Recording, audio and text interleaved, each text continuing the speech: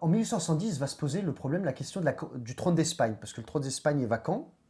Donc le gouvernement espagnol cherche une tête couronnée, un prince de l'aristocratie européenne pour régner.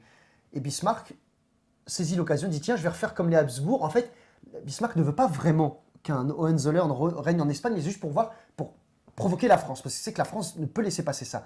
Donc il propose la candidature, donc là on est en juillet déjà 1870, propose la candidature d'un prince allemand sur le trône d'Espagne. La France refuse et dit nous n'accepterons pas qu'un Hohenzollern règne à Madrid. Parce qu'on va se retrouver encerclé. Tout ce qu'on avait évité depuis le XVIe siècle, on va revenir au point de départ, quoi. C'est pas possible. Donc la France, la diplomatie française force le roi Guillaume Ier à retirer. Guillaume Ier retire la candidature du prince, mais la France exige vraiment une renonciation claire, nette et précise. Et donc l'ambassadeur français, le comte Benedetti, il va rencontrer le roi Guillaume Ier qui prend les eaux dans la ville d'Ems. Bad Ems. Ems, c'est une ville allemande, une ville thermale où le roi Guillaume Ier était en vacances, se détendait, faisait sa cure thermale. Et le roi Guillaume Ier, il voulait pas recevoir l'ambassadeur, non pas par manque de respect, mais en gros pour le dire, j'y renonce. Alors, décidément, on a du mal. Attends, je vais éviter de m'asseoir comme ça.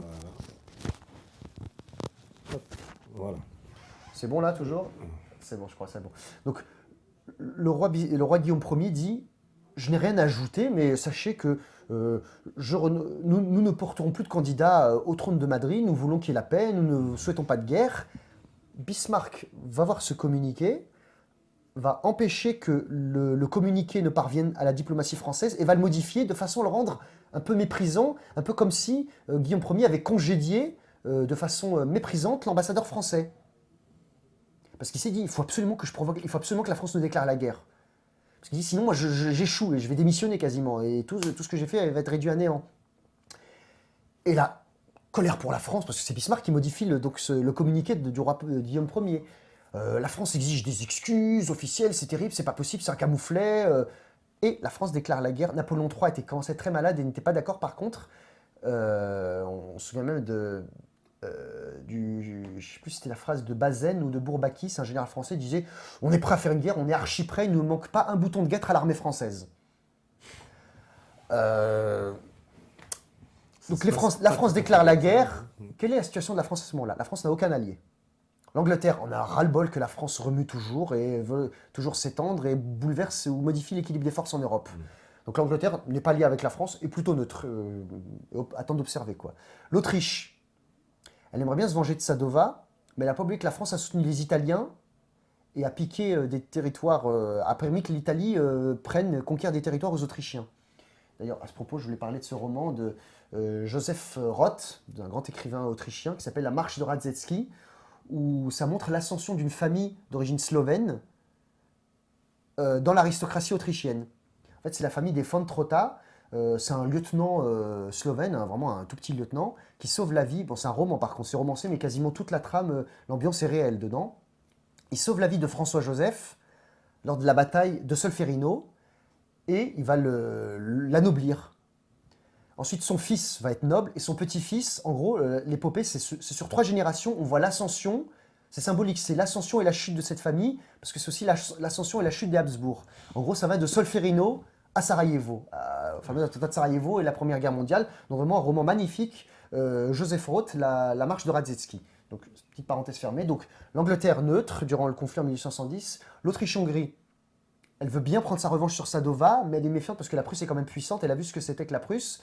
Et elle veut pas s'allier aux Français parce que elle a vu qu'elle avait aidé les Italiens auparavant. Les Russes veulent pas s'allier aux Français parce que la France et l'Angleterre étaient intervenus lors de la guerre de Crimée, La fameuse guerre de aux Crimée. côtés de l'Empire ottoman. On a fait un cadeau aux Anglais, parce qu'on n'a rien à faire Parce là-bas. que là, il n'y avait aucun intérêt à ce que la France n'aille là-bas. Mais bon, c'était pour que les Anglais protègent leur Odésin, toujours. Exactement. Donc, aux yeux de toute l'Europe, la France paraît comme l'agresseur.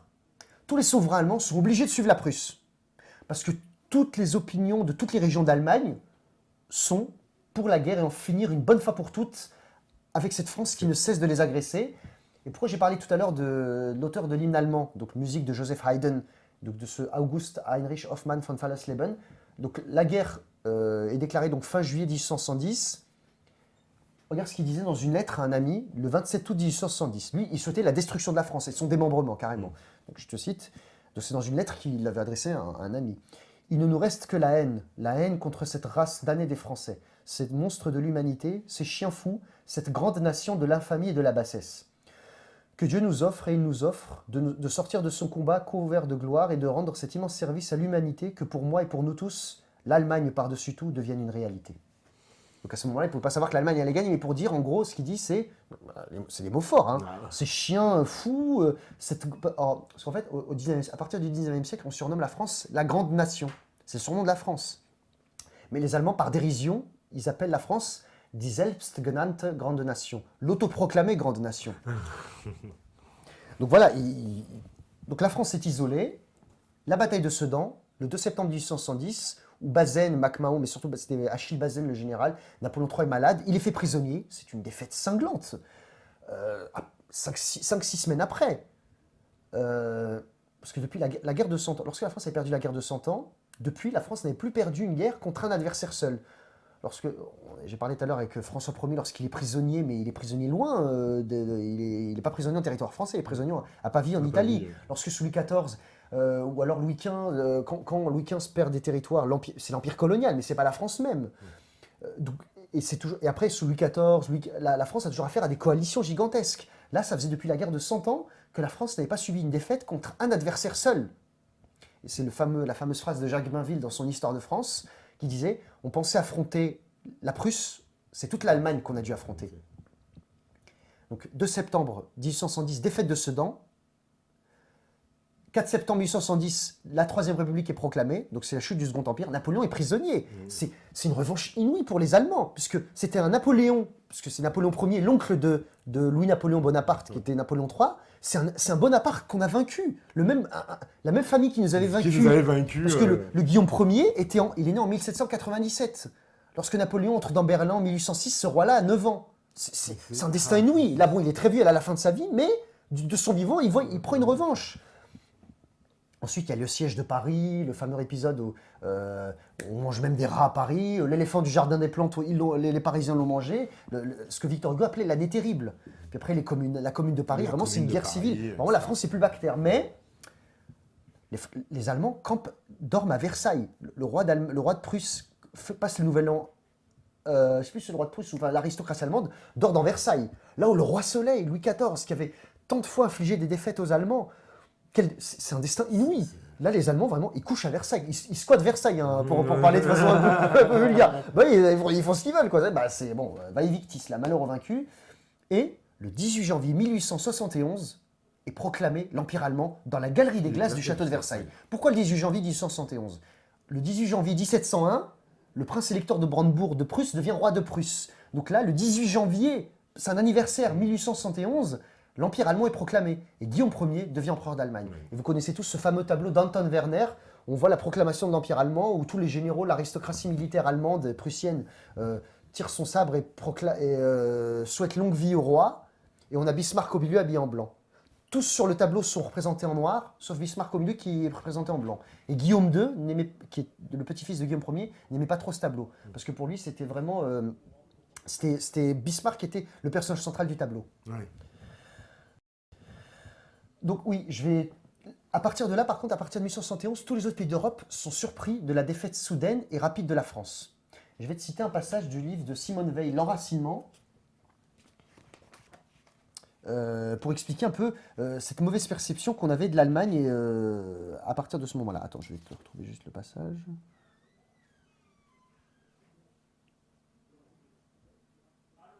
Il n'y avait pas alors vraiment encore de motif raisonnable d'en vouloir aux Allemands. Ils n'avaient pas commis d'agression. Ils s'étaient à peu près abstenus d'atrocités. Nous avons eu mauvaise grâce à leur reprocher la violation des droits des peuples au sujet de l'Alsace-Lorraine, population en grande partie germanique, à partir de nos premières expéditions en Annam. Mais nous leur en voulions de nous avoir vaincus, comme s'ils avaient violé un droit divin, éternel, imprescriptible de la France à la victoire. Et je vais te lire un autre extrait, celui-là il est encore mieux, parce que jusqu'à présent on avait l'image de l'allemand romantique, parce que le romantisme allemand... La guerre de 1870 a montré ce qu'était la France aux yeux du monde. Dans cette guerre, les Français étaient les agresseurs malgré la ruse de la dépêche d'Ems. Cette ruse même est la preuve que l'agression est venue du côté des Français. Les Allemands désunis entre eux, frémissant encore du souvenir de Napoléon, s'attendaient à être envahis. Ils furent très surpris d'entrer dans la France comme dans du beurre, mais ils furent bien plus surpris encore de se trouver un objet d'horreur aux yeux de l'Europe. alors que leur seule faute était de s'être défendus victorieusement. Mais la vaincue était la France, et malgré Napoléon, à cause de 1789, c'est assez pour que les vainqueurs fissent horreur. On voit dans le journal intime du prince impérial Frédéric, qui est le fils donc de Guillaume Ier, quelle surprise douloureuse causa aux meilleurs des Allemands cette réprobation pour eux incompréhensible. De là peut-être date chez les Allemands le complexe d'infériorité, le mélange en apparence contradictoire d'une mauvaise conscience et du sentiment qu'on leur fait une injustice et la réaction de férocité. En tout cas, à partir de ce moment, dans la conscience européenne, le Prussien se substitue à ce qui jusqu'alors avait semblé le type de l'Allemand, c'est-à-dire le musicien rêveur aux yeux bleus, gutmütig, fumeur de pipe et buveur de bière, totalement inoffensif qu'on trouve encore dans Balzac. Et l'Allemagne ne cessa de devenir de plus en plus semblable à sa nouvelle image. Parce que si on prend d'un point de vue juste théorique objectif, la France déclare la guerre, l'Allemagne a habilement joué, l'Allemagne se défend et gagne.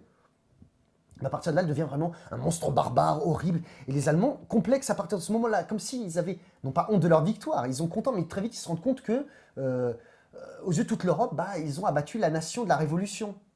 La France, c'est le pays de la Révolution française, le pays des droits de l'homme, des Lumières. Donc tout de suite, comme s'ils complexaient ou ils culpabilisaient de cette victoire. Et je vais parler même, sous la Seconde Guerre mondiale, il y a même des films qui parlent un peu de ce sentiment.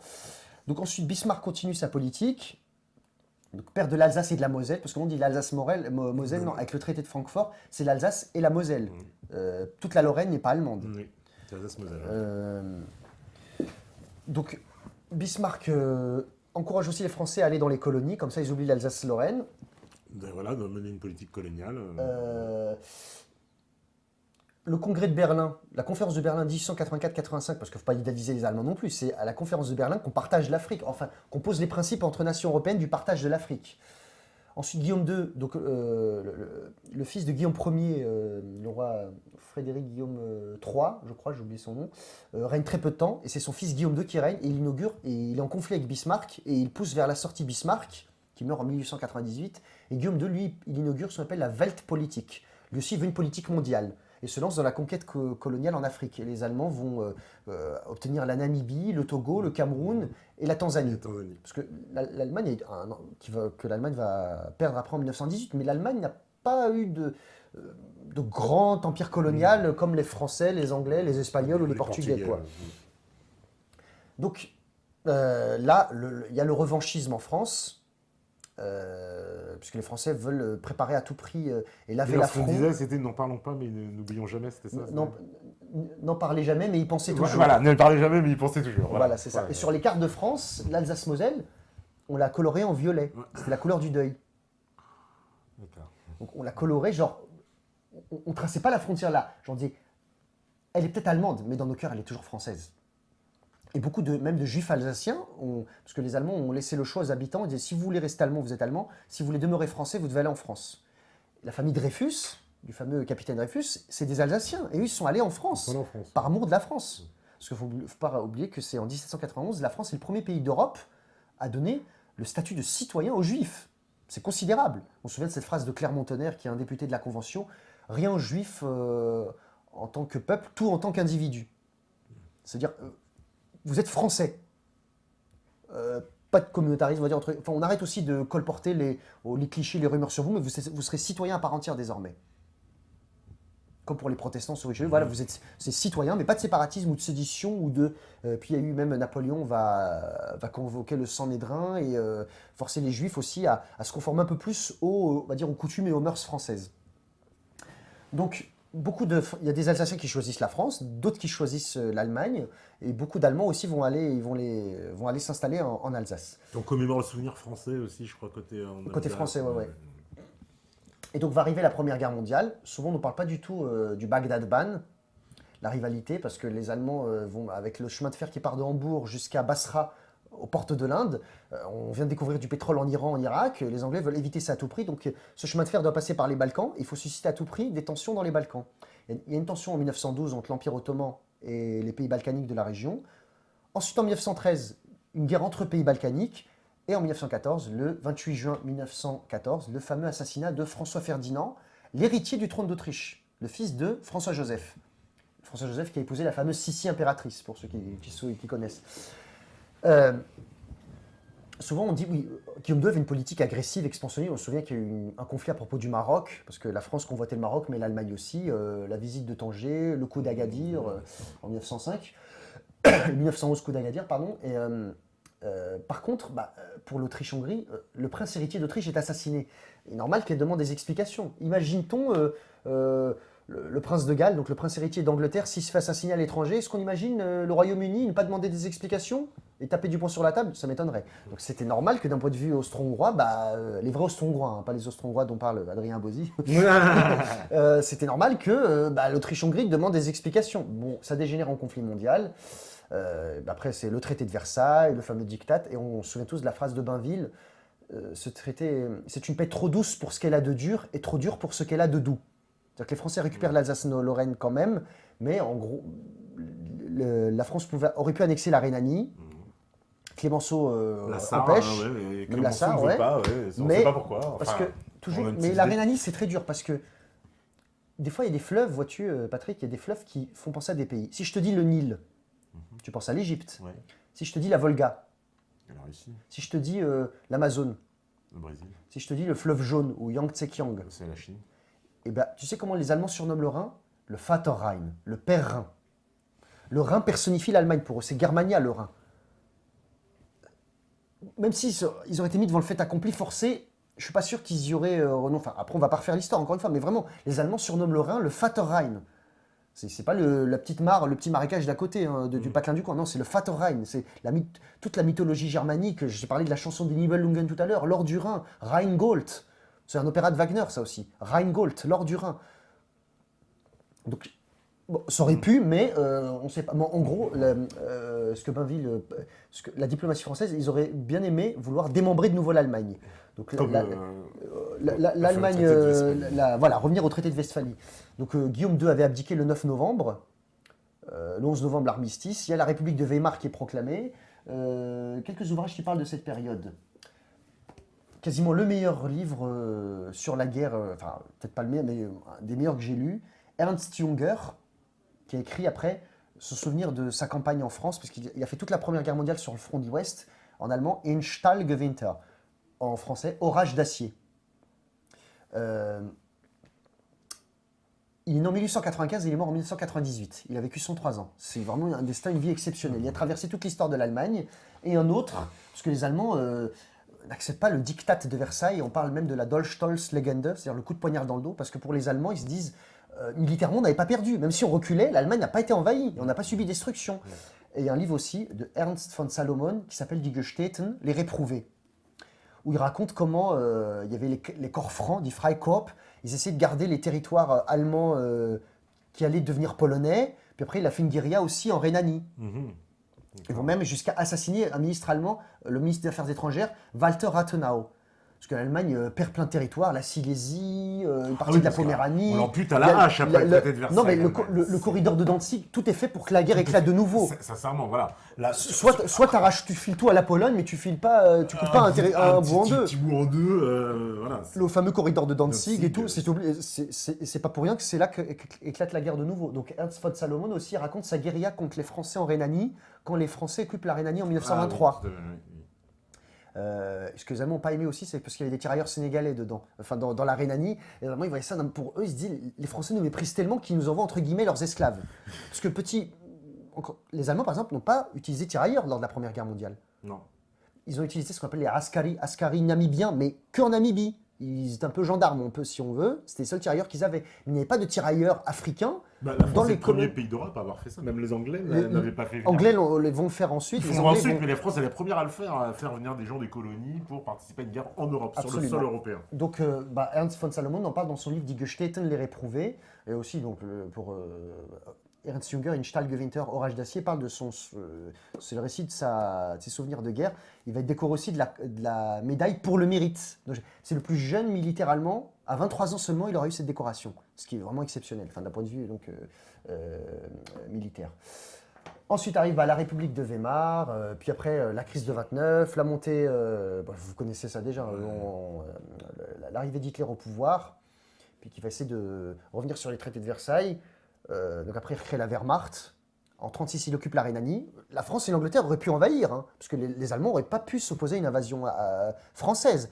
L'Angleterre a dit non, on ne vous suivra pas. La perfide Albion, toujours. Hein.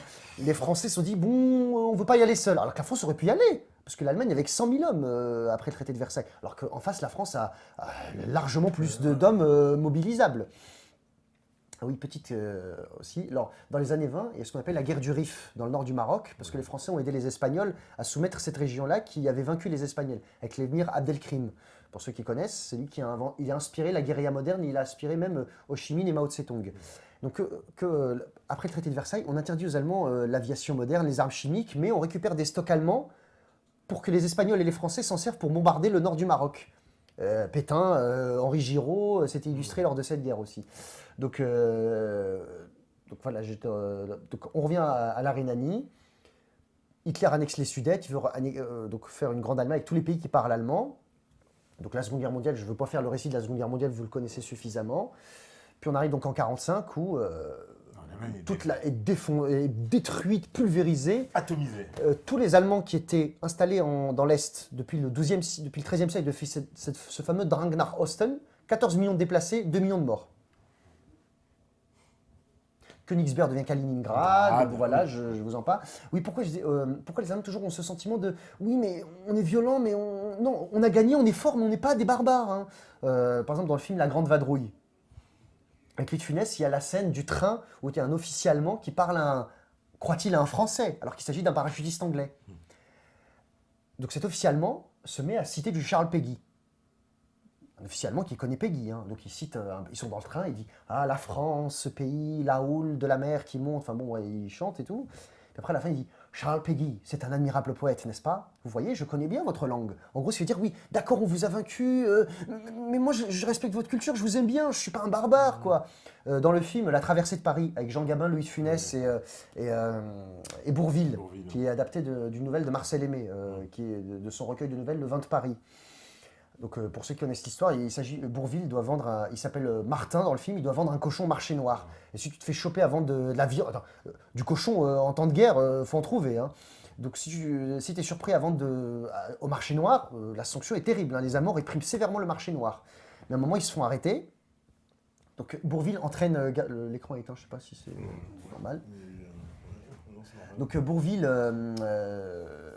il entraîne Grand Gilles, Jean Gabin dedans.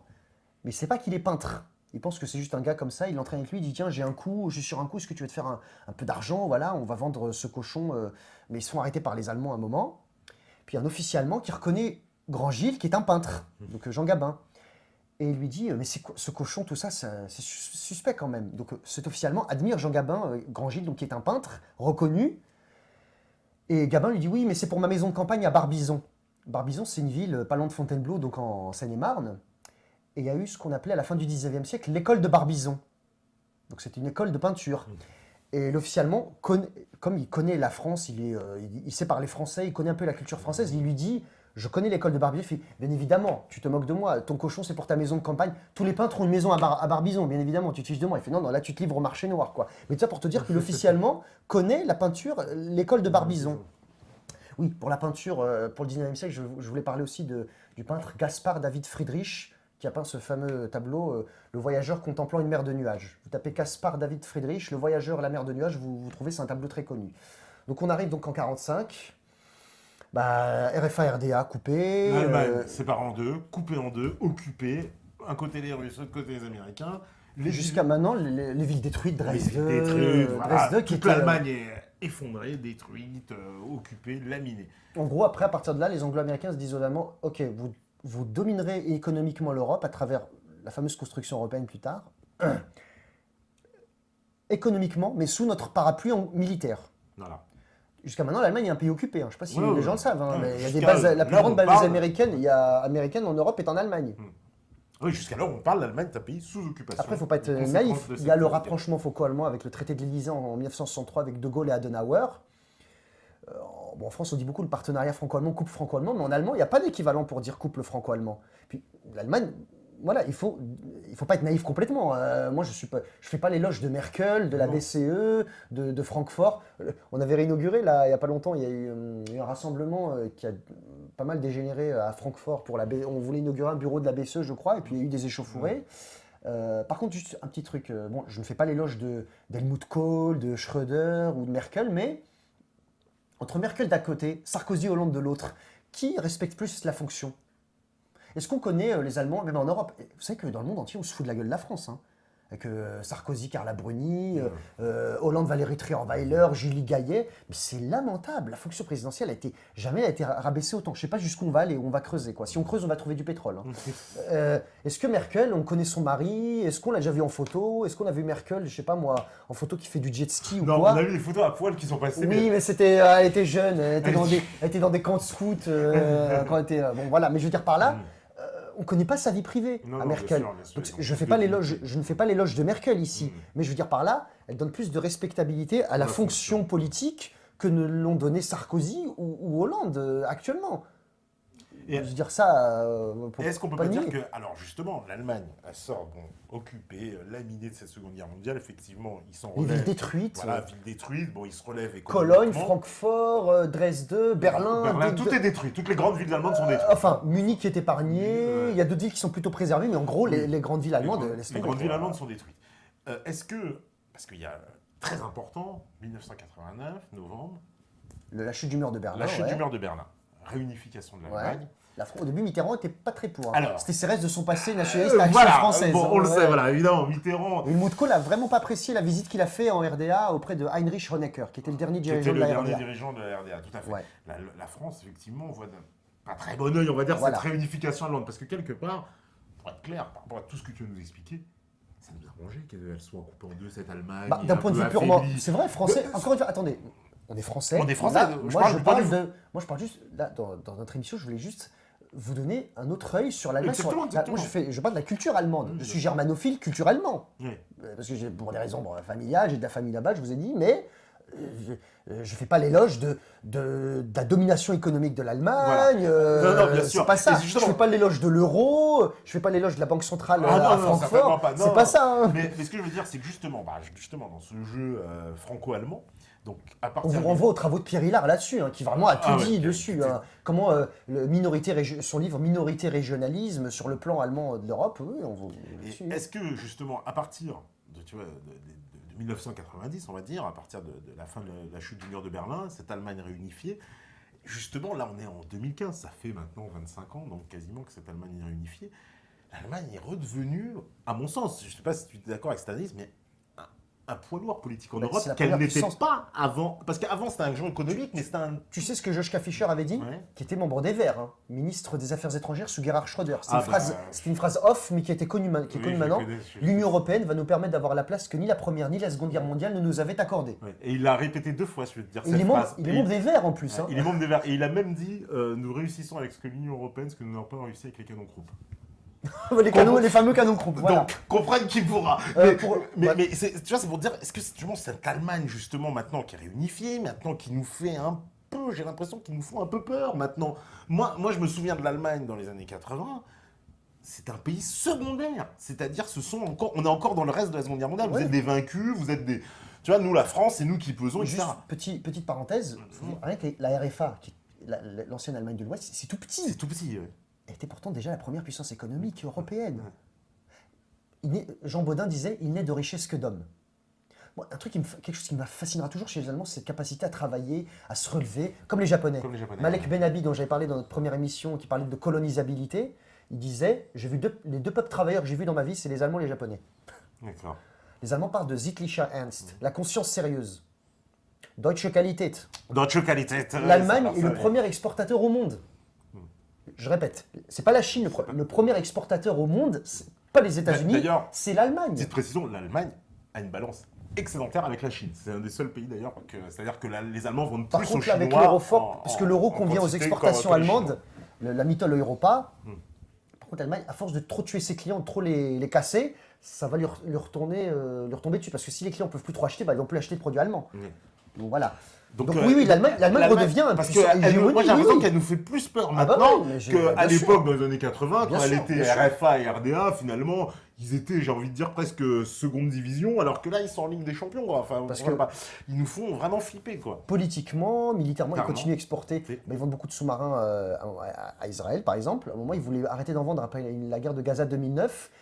On leur a refait, parce que l'Allemagne a payé des réparations. Alors, ils ont payé des réparations à dommages. Israël, qui n'existaient pas, mais bon, on comprend, Non, mais- comprenne qui pourra aussi, hein, parce que Israël. Bah, après la guerre, oui. Oui, Non, mais ils ont- Israël n'existait pas pendant la guerre, mais bon. Non, mais c'est par rapport à Ouais, la Seconde Guerre mondiale, quoi. Mais Bon, voilà. enfin, Mais, comprenne qui pourra, non, c'est mais pour ça veut que je dis dire- ça. Pourquoi il y a aussi un truc récemment, après la victoire de Syriza en Grèce, Oui. les Grecs ont redemandé, oui, on veut des réparations de l'occupation allemande. Sauf que Hitler n'avait jamais voulu envahir la Grèce. Pourquoi il a envahi la Grèce? C'était pour aider son boulet d'allié qui Oui, était italien. Mussolini. Oui, parce qu'il s'était planté. Hitler ne voulait pas aller en Afrique. Pourquoi il allait en Afrique? Pour aider les Italiens qui avaient attaqué l'Égypte anglaise. Tout à fait. Voilà, je fais pas l'éloge. Attention, je fais pas l'éloge d'Hitler. On se calme. Non, mais c'est Je la- vous dis c'est la juste réalité, bien sûr, pourquoi oui. les Allemands à ce moment-là, parce que souvent on dit oui, même lors de l'Euro 2012, l'Allemagne avait joué contre la Grèce. Bon, mais c'est vrai que Merkel, le gouvernement allemand, les élites allemandes, pour eux, l'Europe, ils voulaient pas que les pays du Club Med, non, Comme ils les appellent. les pays du Club c'est Med pas gentil. n'aillent dans l'Union européenne, dans le marché commun. Mais lors de le match Allemagne-Grèce, mais alors, la fièvre nationaliste, chauviniste, pour ça, des fois, le sport, vraiment, ça délire complètement. Hein. Mais bref, tout ça pour dire que, faut rappeler que si l'Allemagne a envahi la Grèce, c'était pour aider l'Italie, Mussolini. Tout à fait, On ne tout à dit fait. pas, on réclame pas d'indemnité aux Italiens. Est-ce qu'aujourd'hui, alors ça c'est une question, parce que moi les Allemands que je connais, et qui me disent que par exemple dans l'enseignement, là-bas en Allemagne, on leur fait comprendre genre qu'ils ont eu un passé de méchants, entre guillemets, hein. Est-ce qu'on les a pas un peu castrés intellectuellement? Carrément, ça se réveille. Hein.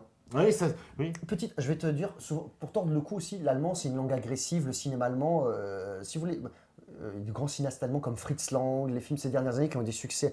Berlin, c'est un grand festival de cinéma, Goodbye Lénine, La vie rêvée des autres, c'est des grands films qui ont été, des grands films européens, même mondiaux de ces dernières années.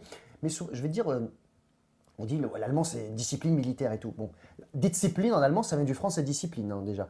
Mais je vais te citer des mots du vocabulaire militaire allemand, tu vas me dire à qui les Allemands l'ont emprunté. Militaire, soldat, caserne, brigade, artillerie, machine-pistole, front, lieutenant, général. Ah bah c'est du vocabulaire C'est français. que ils ont tout emprunté au français. Pourtant, la langue française n'a pas cette réputation. On va pas s'en plaindre, tant mieux Oui. si le français a toujours cette image un peu chic, élitiste, de belle langue, langue des lettres, des arts. Mais voilà, les Allemands ont tout emprunté aux Français pour le vocabulaire militaire. Donc voilà. Et aussi, n'oublions pas, en 2003, lors de la guerre d'Irak, c'est les services secrets allemands qui Le fournissent BND. aux Américains Ah oui, les plans de Bagdad. Les plans de Bagdad. C'est un peu un double jeu, parce qu'ils disent on va pas à la guerre, mais on vous fournit En les gros, plans. les Français et les Allemands, pourquoi, bon, si on peut dire maintenant aujourd'hui, la conclusion qu'on peut en tirer, c'est pourquoi ils sont pas allés en... pourquoi ils voulaient pas faire la guerre d'Irak, c'est que les Anglais et les Américains leur promettaient pas de marcher derrière. Ouais. Surtout que C'est les- surtout pour ça qu'ils se et- sont opposés. et Hein. les C'est pas par, Américains- et les c'est pas par altruisme. Et les hein. Américains, fidèles à leur stratagème des chaînes, il paraît que la diplomatie américaine aurait dit les Russes, on les calcule pas, les Allemands, on les pardonne, et les Français, on les punit. Voilà. Fidèles au stratagème des chaînes, Là voilà. aussi pour montrer jusqu'où Ouais. va l'hostilité envers l'Allemagne, dans le métro à Paris, vous avez les stations Jaurès Ah oui. et Liège. Et il y a une station qui a été débaptisée. Les deux. Les deux, J'en oui. parle dans mon livre. Ah oui, je m'en souviens. oui. Jaurès, avant la guerre, c'était la station Allemagne. Allemagne. Sauf que Jaurès a été assassiné par Raoul Villain, un Français, un nationaliste français, qui finira assassiné aux Baléares pendant la guerre d'Espagne dans les années 30. Mais Jaurès a été baptisé Allemagne, Et et, Liège, la c'était station Berlin, Berlin, c'était Liège. Pourquoi? Pour rendre hommage à la ville de Liège. Et aussi, on parle de chocolat viennois et de café viennois. Mais pour rendre hommage à la ville de Liège en 14, lorsque la Belgique est envahie, on a appelé ça café liégeois et Joie. chocolat Oui, liégeois. liégeois. C'est pour vous montrer jusqu'où le délire anti-allemand, Justement, des fois, tout il y à va. fait. Quoi. Voilà. Donc, bah voilà. Donc, Ouais, je on passe sur arrive des à la questions. fin, Je suis désolé, malheureusement. hein, Il n'y malheureusement. aura pas eu de questions. Ouais, je suis désolé, moi aussi, pour tous ceux voilà, qui voulaient aussi poser des questions. Bah, en tout cas, j'espère que bah, vous tu aurez auras donné un l'occasion de peu revenir. une autre image de l'Allemagne. Quoi. Sur le plan culturel, encore une fois. Voilà. Il ne faut pas être naïf sur l'hégémonie économique Voilà, on nous allemande demande, et la politique allemande. Oui. moi, je peux répondre à cette question, tu peux aussi, si tu veux, c'est Korchi qui dit pourquoi il y a une ville américaine, effectivement, du Dakota du Nord, qui s'appelle Bismarck, Ah, c'est la capitale. je sais Eh ben, pas. tout simplement, ça a été fondé par des Allemands. Ah, Comme d'accord, ok. en Louisiane, vous avez trouvé tout Le un tas mot, de villes le mot françaises dollar, aussi, des le moines, mot etc. dollar vient de l'allemand Thaler. Thaler, c'était la monnaie prussienne. Ah oui. Thaler, c'était des colons allemands. Après, c'est devenu Thaler, dollar après. Eh ben voilà, voilà des bonnes explications, que les Allemands, ils ont toujours quelque chose dans la poche à nous apprendre. En tout cas, merci. Pendant la guerre d'Algérie aussi, Ouais. Cologne, c'était une base arrière du FLN en Europe. Le RFA s'est dit, si on peut enquiquiner la France, on va pas se priver. Et d'où Si ça, c'est l'histoire, pour vous savez. alors aussi, pour en finir aussi vite fait à la fin, les bougnoules, les chleux, parce qu'il paraît que c'est un rapport aussi. Alors c'est vrai. En fait, Alors. Schleuch, parce que pendant la campagne du Maroc, la conquête du Maroc, les Schleuch, Ouais. c'est des berbères de l'Atlas. C'est des Et Berbères comme de ils avaient l'Atlas. montré une résistance opiniâtre aux Français, tout l'Atlas a été conquis qu'en 34. Hein. Ouais. Le protectorat, c'est 1912 sur le Maroc, il se finit. L'Atlas est soumis en 34. 34, ouais. Donc les Schleuch en Tmazirt, en berbère, ils avaient montré une résistance opiniâtre aux Allemands. Et c'est pour ça qu'on a dit Schleuch, les Schleux pendant la Première Guerre mondiale, parce que les Allemands, la guerre de position a duré très longtemps, les Voilà. Allemands voulaient passer. Donc les Français ont surnommé les Allemands les chleux. Voilà. Après, pour Bougnoul, ça, je sais pas. Bah, il paraît que Je c'était sais rien. les Allemands qui appelaient les Français comme ça et que les Français ont repris le nom pour Ça, leur donner aux Arabes. Ça, Alors, je pourrais sais pas, je pourrais pas te dire en tout Bon, cas. bah, on demandera confirmation, mais en tout cas, merci Anis. Bah, merci à toi, Patrick, pour ton Merci, invitation. voilà, super émission. Je pense qu'on a appris plein de choses sur l'Allemagne, vous J'espère bien. aussi. Un autre, dernier, Ouais. un écrivain allemand, enfin c'est un militaire, August von Kageneck, qui est un récit sublime de la Seconde Guerre mondiale du front russe. La guerre à l'Est, c'est. Enfin, qui est mort en 2004, mais où il récite sa campagne des souvenirs de Deuxième Guerre mondiale, en fait. D'accord. Voilà. Il est d'où? Il coupe le son, Steph. T'es d'où?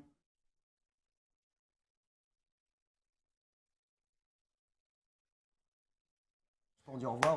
Eh ben, écoute, au revoir à tout le monde. Donc merci. toujours, on m'a dit une fois, j'ai reçu un mail, vous pouvez bien évidemment procurer mon livre, donc anis.alfaïda@gmail.com, librairie Facta, avenue de Clichy, 4 avenue de Clichy à Paris, librairie de Lorient, 18 rue des Fossés Saint-Bernard, le site Hades Éditions, et la librairie Arissala, 103 et 152 boulevard Maurice Lemonnier à Bruxelles. Voilà, j'espère que j'ai pas été trop long. Bon, ben voilà. Voilà. Tout est dit. Merci beaucoup. De toute façon, normalement, on se retrouve À demain. bientôt. On va vous souhaiter Gute Nacht. Gute Nacht, absolument. Bonne Gute nuit. Nacht. Donc, Gute Nacht, Halles.